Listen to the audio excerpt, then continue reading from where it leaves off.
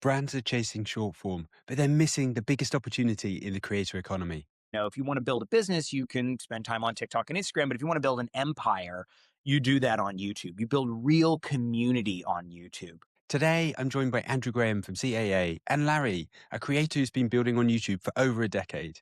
And this episode is a wake-up call for Fortune 500 brands. Marketers are not looking at YouTube, I think, holistically as a place where culture happens and the real stickiness of those audiences. They are obsessing over ROAS, right? Return on ad spend. They are not taking into consideration the cultural value of the creator. Buying paid media on YouTube is not a YouTube creator strategy. You need to work with creators directly. And YouTube is a sticky platform. You are getting a community, not just transactions on YouTube. Larry sees this from the front lines, the difference between short-form noise and long-form loyalty. Any brands listening, I will say work with your creators and have faith in them, and don't be afraid to allow them to take control, and please start looking over there at YouTube because you're missing out. There's so many beautiful creators with such amazing communities. If you're a brand, a creator, or building in the creator economy, this is a conversation that matters.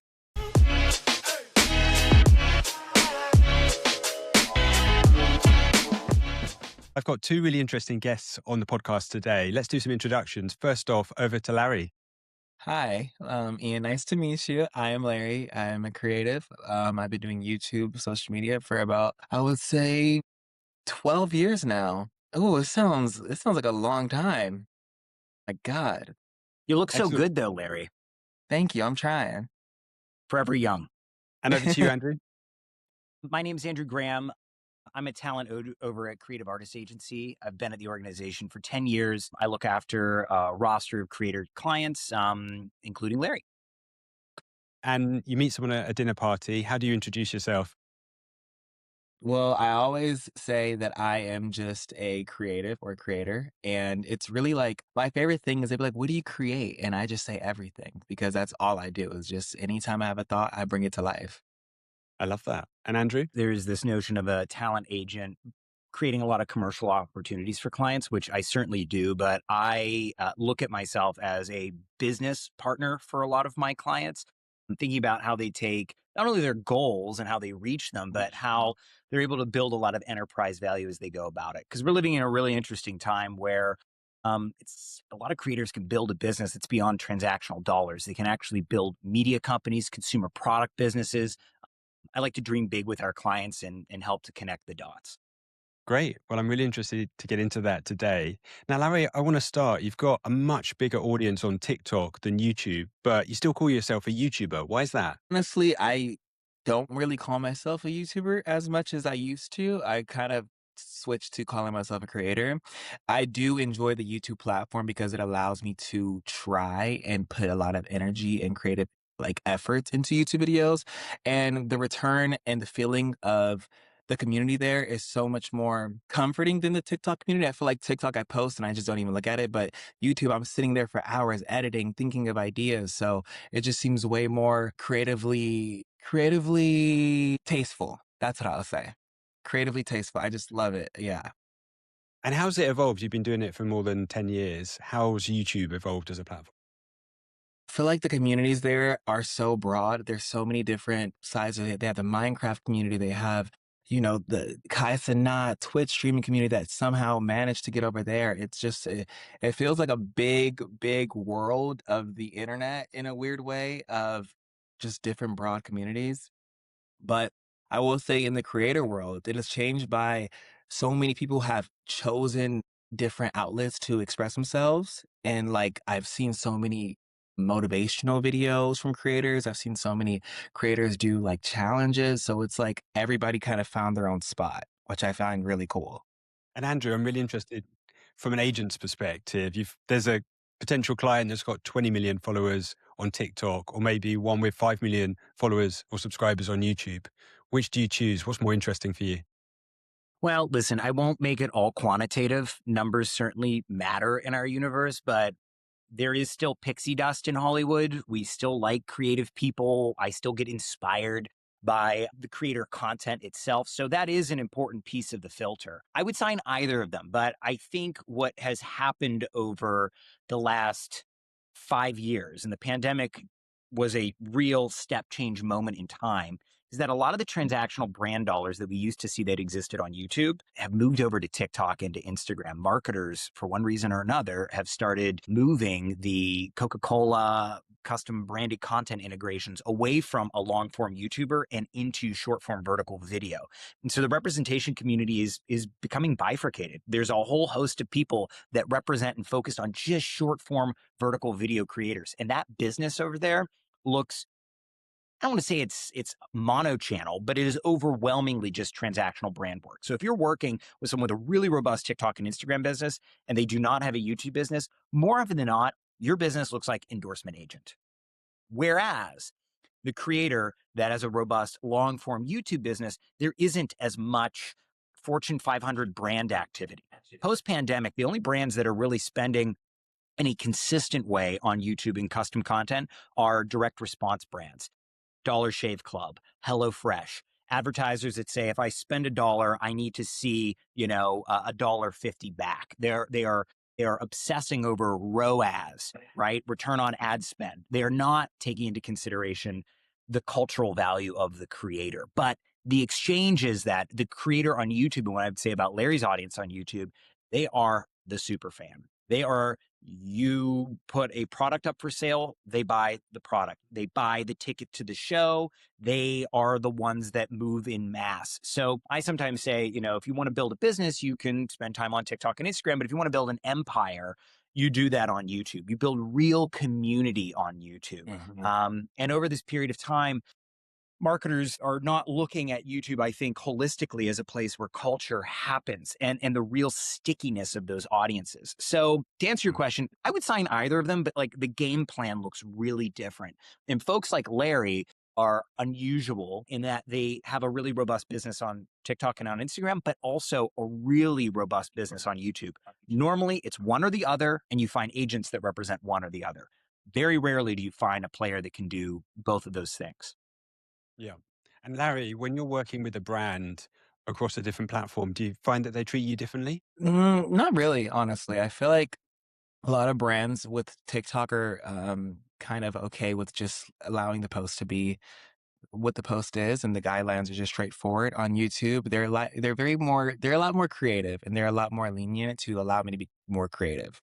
I will say I do prefer doing YouTube sponsorships because I have more leg room to be animated and just use more of my creative capabilities to make my viewers enjoy the brand that I'm promoting rather than just This is slapping longer them. form, Larry? Is it because of the length of time?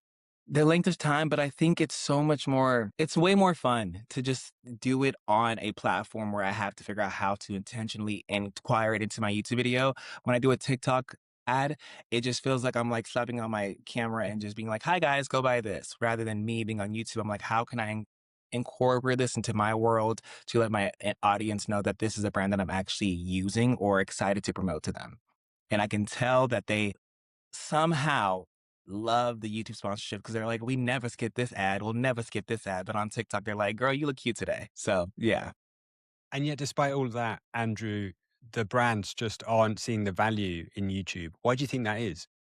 It's a phenomenal question. I have a big Christmas party every year, Ian. If you find yourself in Nashville, Tennessee around the holidays, let me know. You can join. I was talking to a CMO at this holiday party about this very question. And the CMO's perspective was culture doesn't happen on YouTube in the way that TikTok and Instagram culture happens there. And as we dug more into it, I realized what she actually meant was there are traditional celebrities in higher volume on TikTok and Instagram. And that makes sense, right?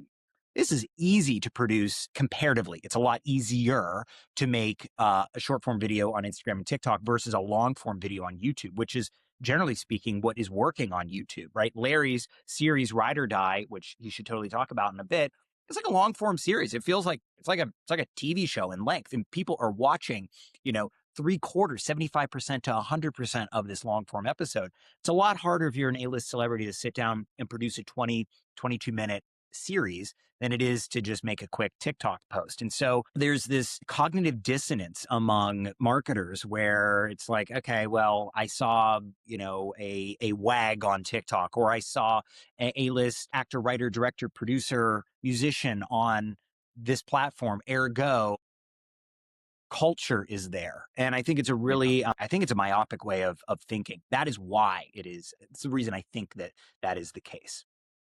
Very interesting. And Larry, when you're working with a brand, do you think that they understand you and your platform and your content, or is there a lot of education required? 50-50. I will say sometimes brands just really enjoy the creator and expect the creator's name to hold the weight. But I do love when brands are intentional and allow the brand to showcase your world and find a reasoning for this creator to work with this brand. For example, I did a Tinder sponsorship recently, and they literally brought my world to them. And it felt like we were completely together working on something rather than me just being like the the paid partnership. And that And was on my fan YouTube. and that was on YouTube, and my fans loved it. They completely not only aligned with it, but I saw them, some of them were like, "Oh, I downloaded Tinder," and I felt very accomplished because I did my part. So yeah, to answer your question, I do find some brands way more intentional than others. However, I do try to pick the ones that are going to allow me to work with them rather than work by myself. When they get it wrong, what are the biggest mistakes that they make? I think the biggest mistakes is just thinking just because a creator has followers that people are gonna buy it. I feel like that's their biggest mistake and just expecting, okay, well, we're gonna pay you, you say these words, and then boom. Because I feel like a lot of communities nowadays or fans, they've been sold so many products. They've seen so many videos of a creator being like, buy this. But what I find that brands do right is when they somehow make the creator relate to the brand and allow the fans to see that this creator enjoys this or makes it where the brand is working with the creator to bring it into their world rather than just them being like walking ad. That makes sense. And Andrew, you are a marketing exec for a Fortune 500 brand. What would you do differently? It's a great question. Obviously, I'm showing a little bit of my bias toward YouTube. I think, listen, you have to match the product with the creator as much as the community, right? But I'm seeing an enormous rise in UGC content, right? Which that titled UGC, user generated content, has been around for a long time. But what it means in advertiser speak is, hey, Larry, record this video. Don't post it on any of your socials. Give it to us. We'll run it as paid media, right? It's effectively treating the talent as the production company riding off the cultural value, but they're not tapping the creator's distribution. Sometimes brands are doing this because they think you can get a better deal. In other instances, they feel like they could do better targeting. I think there's a way to merge all of these worlds. Make the long form hero piece on YouTube. Make sure there are the moments within that YouTube piece that can be clipped as the custom content you're running as UGC. Then run the UGC on short form. So I don't want to overly generalize, but I think this is something I'm not seeing folks take advantage of. So you're sort of getting the dopamine hit of TikTok or an Instagram, but you're also getting the long form satisfaction of YouTube. If you look at any of the Nielsen numbers, I'm sure you've read them, Ian, as well, more people are watching YouTube on connected TVs than they are Netflix, right? And brands are salivating to integrate into Netflix series.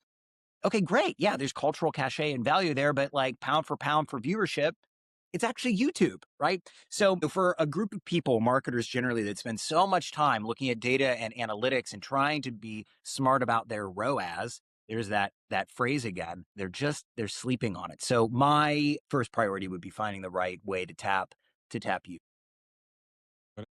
And one of the biggest things that I've seen through my own business, and one of the things I love about YouTube is, as you say, that growth on the TV set.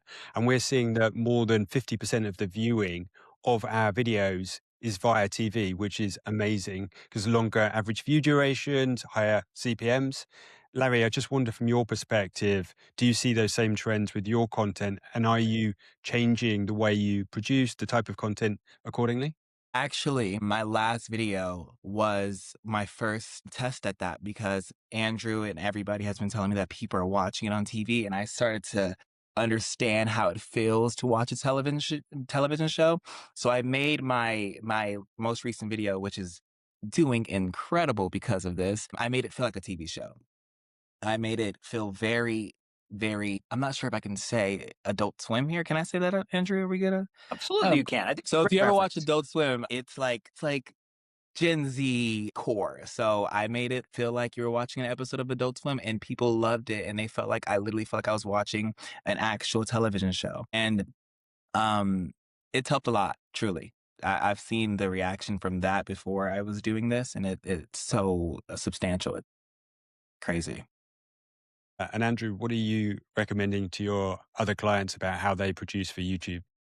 Yeah, certainly long form, anything that's 22 minutes in length or more, not only because it's optimized now for YouTube and the CPMs jump, but having catalog is now valuable. You're looking at places like Samsung and Roku and Vizio that are licensing and in some instances actually financing slates of content for these platforms. You look at the flurry of deals and announcements that are coming from the Fox owned platform Tubi. And if you spend some time looking at all the announcements that are surely going to come out of upfronts, it's more and more long form creator first content. So, yes, there is an advantage to produce long form for YouTube's sake only, but it has all of this halo effect around it as well. And if you're a platform and you're going to partner with a creator and you're going to produce net new content, great, but have a catalog there as well in order to keep fans satiated when they show up to a platform to watch that content. I think this is maybe one of the learnings. I haven't spoken to anyone in person about this on Amazon Prime, but in the first season of Beast Games, which was an immense hit, there was no real catalog for the Beast fan or new Beast fan that found the show to ping pong around Prime. Whether Tubi learned from that or not, I don't know. But from the jump, they have been incorporating catalog as a part of their deal making. So we recommend the talent certainly build long form, but also build catalog because it has all of this sort of like splash effect. You see that with Netflix as well. They got the Mark Rober catalog, the Miss Rachel catalog, and it performs really well. It's introducing a whole new audience to the content. It is. And those other platform collaborations create revenue opportunities for the clients, not just in a transactional sense. If you're Netflix is one of the a few platforms right now that definitively I have witnessed a one for one effect. You're on Netflix, you're selling more concert tickets. You're on Netflix, your consumer product business jumps a few 100% as a result of being there. And part of that is because it's the power of Netflix, but also I think it's also the power of long form. You get invested. I mean, you simply cannot have the same emotional connection with a piece of IP that is 2 minutes, 3 minutes as you do something that is 22 minutes. I mean, just it seems axiomatic, doesn't it? Yeah, it does. It does. And Larry, I'm really curious, how has your own revenue varied across your history as a creator? So has it always been brand deals? Do you have merch? What are you focused on? Everything.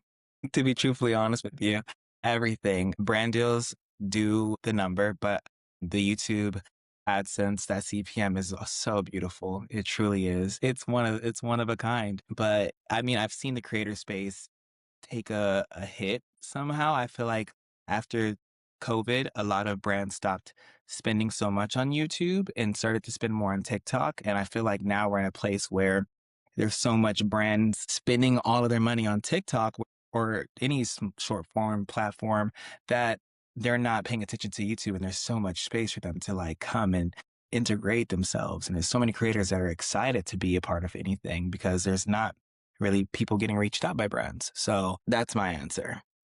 I want to Truthfully. bounce off of that. Larry's absolutely right. And here's like a quick anecdote around this. We have a client who did something like 60 some deals last year, a lot of deals, and all but three were on short form. And this particular client has a very robust YouTube series as well. In fact, the series on YouTube goes viral on short form. And we had an energy drink brand that wanted to integrate into this client's short form. We said, please consider integrating into the long form series, the hero product, the product that people are obsessed with, that has sticky audiences, that watch 22 minutes of it. The content that then goes viral on the short form where you're trying to react. let us give you this gift brand and integrate into the hero product. They first said flat out no. Then they said, well, we're going to have to cut the budget in half. And it's just like, oh my gosh, like, help me help you understand this, CMO. Larry, I think you should talk about for a minute something that we mentioned about maybe counter programming. If you're a brand and you're used to spending on TikTok, maybe there's an opportunity on YouTube. Do you want to talk about that for a second? 100%. I mean, I feel like, especially my show Ride or Die, I don't have a consecutive brand for it. However, I think like all of my short forms from Ride or Die goes viral, and it's always me just being empty handed. But if I had an energy drink in my hand as I'm filming this show, it could be such a beautiful transaction for not only myself, but the brand. Yeah. I mean, it's such an opportunity, but it just feels like common sense, but I completely understand how people cannot understand how much impact YouTube has when it comes to a brand's partnership. I mean, if you go back to 2006, 17, when beauty gurus were doing MAC campaigns and MAC, they were spending so much money, they was making so much money. And I feel like once the beauty community died, everyone went to TikTok, but now there's such a huge market there for the beauty on YouTube because nobody's spending over there. So it's like there's so Zig many while places. other people are zagging, right? Yeah, yeah. I can go on about this forever. No, I mean, I'm with both of you on this. My company, we invest into YouTubers. We had more than 1 billion long form views across our content last year. We had more than 500 brand integrations, and 100% of those 500 integrations were performance brands. It's a real miss that not one of them were Fortune 500 brands, and we would love to support them with campaigns and integrate them with our content. So, CMOs listening, there's a huge opportunity here. Pick up the phone, call us. My main thing is I just want the next generation of creators on YouTube. They put so much work and energy into their content, and I feel like they aren't seeing the flowers that they are getting from brands. And I mean, when I was a smaller YouTuber, all I did wish for was a brand deal because I knew how much energy it took to make a video. So seeing that brands aren't paying attention to YouTubers anymore, it's it's not disheartening, but it's like, come on, y'all. This is the people that are actually hungry for it. Not saying anybody that's making short form isn't, but there's so much energy and so much passion that goes into YouTube. Where I'm like, if you gave, can I speak about my first brand deal, by the way? Please, I'd love to When hear this I story. got my first Curology brand deal, I made a skit. I put in energy, and I'm telling you, that skit went up. Everyone loved it. Anytime you see my brand integrations, I put my suit and tie on, and I make sure I perform because it's something that I'm intentional by. It's literally long form content. I have to make sure that the viewers that's watching don't get bored. TikTok, you can't get bored. It's 12 seconds. YouTube, YouTube, I got you. I'm about to give you the full shutdown. It'll be a nice segue into the next section. I'm really fascinated. When do you both start working together? Andrew, what chose you to represent Larry? Well, it's been a little over a year now, but Larry's a multi-hyphenate, right? This is a thing I keep harping on and why I was so happy that Larry agreed to do this interview with us. He equally is competent on long form and short form.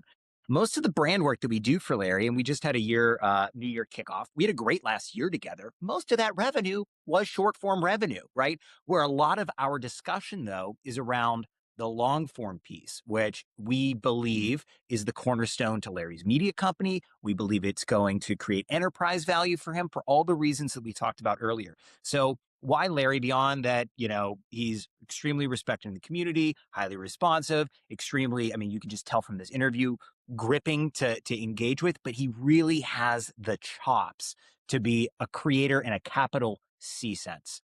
That's why we're excited. And by the way, it wasn't just me. There's a whole group of people here at CAA that are excited about him. We don't sign sort of as cowboys and cowgirls here and just do it on our own. There's a whole community that has to like dig in and work with a particular client. So from, books to television to consumer products to my colleague Lydia Ducoud, who's my partner in crime with Larry, there's a whole group of Okay. people that see the same thing. It's the ecosystem. It feels like a family. And to be truthfully honest with you, That's great to hear. And Andrew, you've been doing this, or you've been at CAA for nearly 10 years now. How's it evolved, the support that you give to creators? Oh my gosh, it's It's evolved tremendously. So I've been here 10 years and I was a talent manager for 5 years. So despite my youthful complexion, I've been doing this for a minute. Excuse me, someone's calling. It was a sales call though. Maybe it's about you, Larry. The calls are coming in. You can leave that in the cut, Ian. We're busy here at CA. Commerce. It's changed dramatically. When I first joined the agency a decade ago, I was really hopeful that we were going to be able to bridge the success that we were having for creators. And keep in mind, a decade ago, 2015, 2016, it's the era that Larry was talking about. Mac campaigns everywhere. It's when brands actually were very focused on custom content on YouTube. I wanted to see that same opportunity, that same enthusiasm for Will Smith, for Zac Efron, for Noah Schnapp, clients of the agency. And it took a while, but we eventually got there. I was fortunate to be a part of the team that did Will's deal with YouTube. And I think Will is probably still to this day one of the most well-known A-list traditional Hollywood talent that have leaned into creators. But it took a very long time. It probably took 4 years for that deal to even happen, right? And for linear Hollywood to start to wake up to the power of being a creator, capital C. When the pandemic happened, all of a sudden, all the actors and writers and directors and producers and musicians and athletes that we represent, they weren't on fields, they weren't on sound stages, they weren't on concert stages, they were at home. And they had a very, very, very strong awakening to the fact they had to have a relationship with their audience. And since that period of time, there has been this deluge of focus from Hollywood on becoming a creator. Also, as linear networks increasingly cut budgets, reduce output of series, production companies, traditional institutions in Hollywood are now also going, kind of interesting, owning an audience. Maybe we should be paying attention to creators with a capital C. So very acutely in the last 3 years, the investments of our agency in creator, the inbound interest from A-list clients has gone through the roof. Creator is at the center of every single signing that this agency has, every brand meeting that this agency has. You effectively cannot have a entertainment strategy without talking about creator strategy. And in a lot of regards, these other things, unscripted television, film, like these become commercials in a way for what those celebrities want to do elsewhere, right? Whether it's launch a tequila brand, a makeup business, a media company, and all of that is powered through direct consumer relationships. In other words, creator, right? So it is completely reoriented in the decade I have been here. And in the last 3 years, it is like warp speed.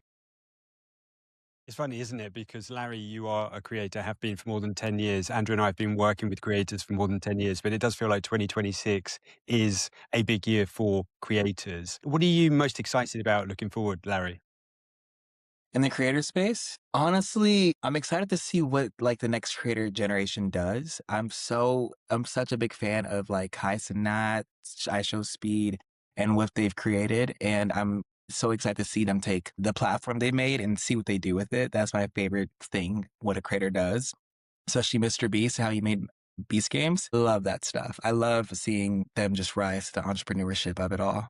Beautiful. And how about you, Andrew? In a moment of tremendous consolidation in media, at a moment where I think a lot of my peers in linear media may feel a bit dour about the outlook of media, I remain really optimistic. There is no better time to be a creative ever in entertainment. You own your audience.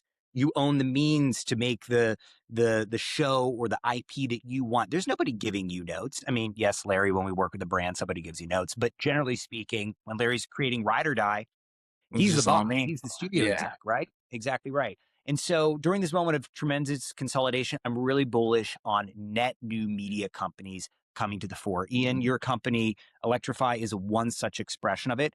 I genuinely believe the next Walt Disney company, the next Viacom, CBS, it's coming out of the creator world. Whether that ends up looking like a roll-up, whether that ends up looking like one massive talent, I'm not quite sure, but I am excited not about saving the old world, but building the new one. And I think we're there. Well, Andrew, Larry, it's been really great to speak today. Before we wrap up, I just have one last question. Any advice for brands listening? What would you recommend they do?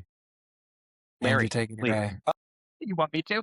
I said, Andrew, take it away. I'll take it away. Any brands listening, I will say work with your creators and have faith in them, and don't be afraid to allow them to take control and please start looking over there at YouTube because you're missing out. There's so many beautiful creators with such amazing communities that are diehard and that are willing to listen to their creator and make sure they make the best purchase.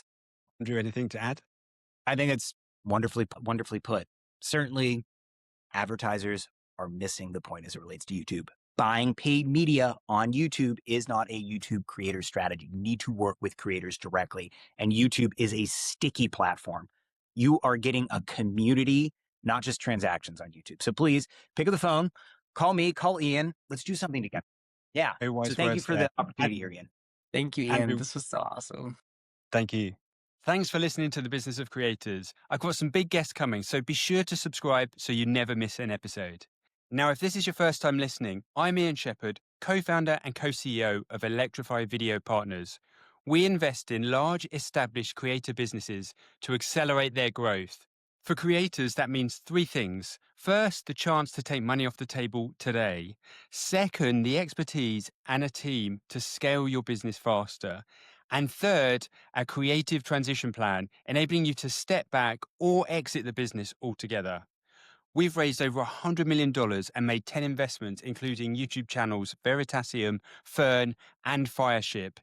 If you're a creator thinking about the next stage, please get in touch to find out more.